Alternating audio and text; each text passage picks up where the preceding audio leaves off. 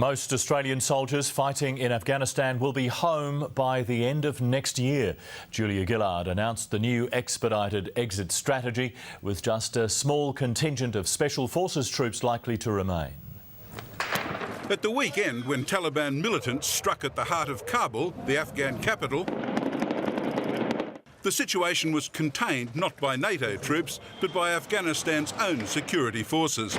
And that's being spun to support the exit strategy agreed in Canberra and Washington. Once started, this should take 12 to 18 months. It will start within weeks, with a declaration by Afghanistan's President, Hamid Karzai, that local forces are ready to take responsibility for Uruzgan province, where 1,550 Australian soldiers are based.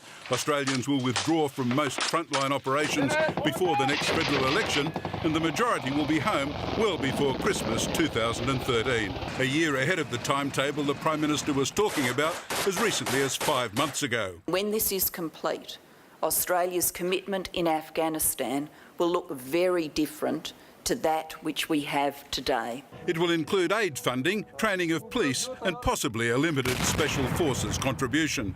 When Ms Gillard made the announcement in a speech to the Australian Strategic Policy Institute, her audience included Afghan envoy Nasser Andisha and American Ambassador Jeffrey Bleish. This is a war with a purpose.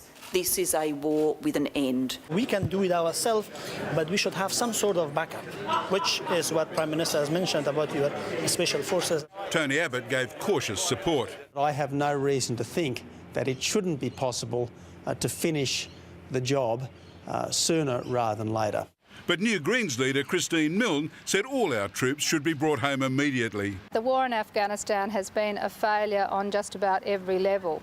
With 32 Australians killed and 219 wounded in the conflict, the government is determined that message should not be read into today's announcement.